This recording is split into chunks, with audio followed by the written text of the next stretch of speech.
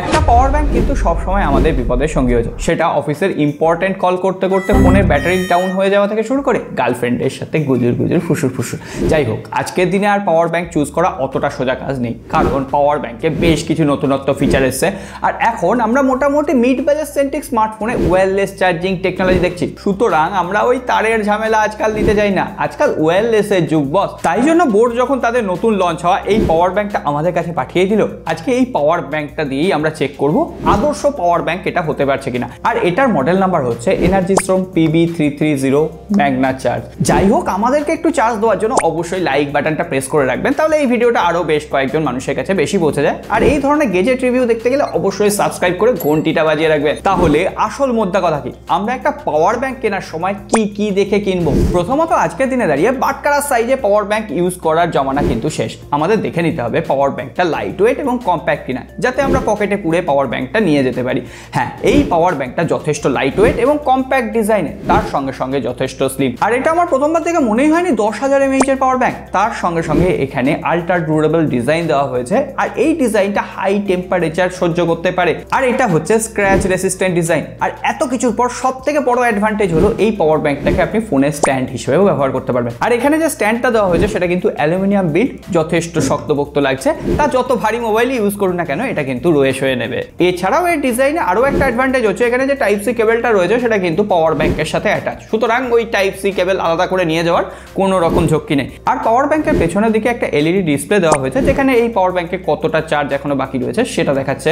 তারপরে যখন চার্জিং করবেন সেই ইন্ডিকেশনটা দেখাচ্ছে। জাস্ট কুল দেখতে লাগছে এটুকু। তারপরে পাওয়ার ব্যাংক কেনার সময় দ্বিতীয় যে জিনিসটা আমাদের দেখে নিতে হয়, পাওয়ার ব্যাংকটা ট্রাস্টেড কোম্পানির কিনা।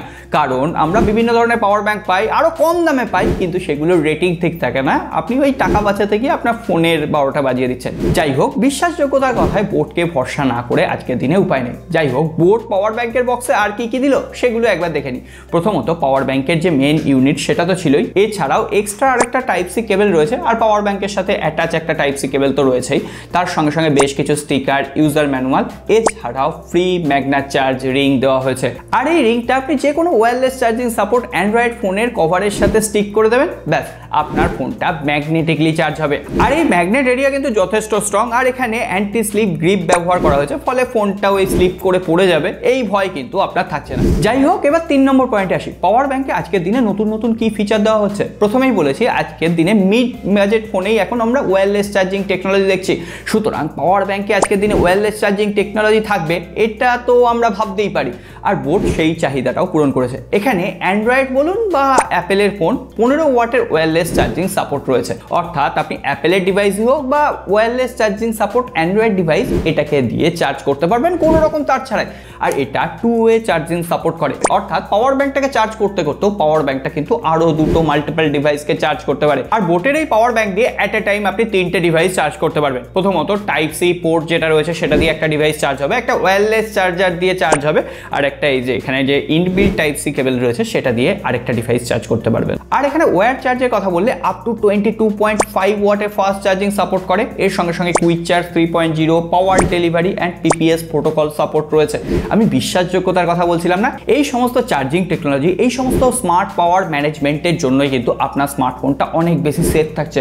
সুতরাং ট্রাস্টেড বা বিশ্বাসযোগ্যতা ব্যাপারটা কিন্তু খুবই জরুরি। আর এখানে যে টাইপ সি পোর্টটা দেওয়া হয়েছে সেটা কিন্তু ইনপুট এবং আউটপুট দুটোই সাপোর্ট করে। অর্থাৎ এই টাইপ সি পোর্ট দিয়ে এই পাওয়ার ব্যাংকটা চার্জও হবে, আবার এই টাইপ সি পোর্ট দিয়ে আপনি যে কোনো ডিভাইস চার্জও করতে পারেন। তবে এগুলো কোনো ফিচারই নয়, আসল ফিচার হচ্ছে আপনার পাওয়ার ব্যাংকটা আপনার স্মার্টফোনের জন্য কতটা সেফ। এবার সেই 4 নম্বর পয়েন্টটা নিয়ে কথা বলবো। অ্যাকচুয়ালি আমরা কি করি, পাওয়ার ব্যাংকটা চার্জ দিই, আবার পাওয়ার ব্যাংক থেকে আমাদের মোবাইলটা অ্যাট এ টাইম চার্জ করতে থাকি। ফলে পাওয়ার ব্যাংকটা যদি ঠিকঠাক সেফ না হয় তাহলে আমাদের স্মার্টফোনটা ওভার চার্জ হতে পারে, এমনকি শর্ট সার্কিট হয়ে এই দামি ফোনটা খারাপ হয়ে যেতে পারে।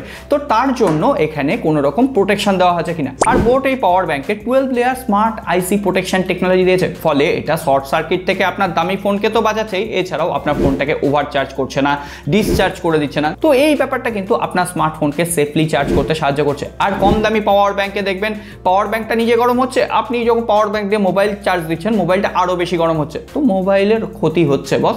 সুতরাং পাওয়ার ব্যাংক কেনার সময় অবশ্যই ট্রাস্টেড ব্র্যান্ডের উপর ভরসা রাখুন, যারা ঠিকঠাক প্রোটেকশন দিচ্ছে, যারা ঠিকঠাক চার্জিং রেটিং দিচ্ছে, এমনকি ঠিকঠাক পাওয়ার সাপ্লাই দিচ্ছে। আর এই পাওয়ার ব্যাংকটা আপনি ফ্লিপকার্ট, বোটের অফিসিয়াল ওয়েবসাইট আর আপনার কাছে পিঠে স্টোরে কাপড়েও কিন্তু অ্যাভেলেবেল পেয়ে যাবে। আর এত কিছুর পর বোটের এই পাওয়ার ব্যাংকে 1 বছরের ডোমেস্টিক ওয়ারেন্টি রয়েছে, সুতরাং হ্যাসেল ফ্রি ভাবে বোটের এই পাওয়ার ব্যাংক আপনি ইউজ করতে পারেন। আরেকটা জিনিস আপনি ইউজ করতে পারেন, সাবস্ক্রাইব বাটনটা প্রেস করে ঘন্টিটা বাজিয়ে রাখবেন যাতে এই ধরনের গেজেট রিভিউ মিস না হয়ে যায়। সকলে ভালো থাকবেন, সুস্থ থাকবেন, দেখা হবে আগামী পর্বে।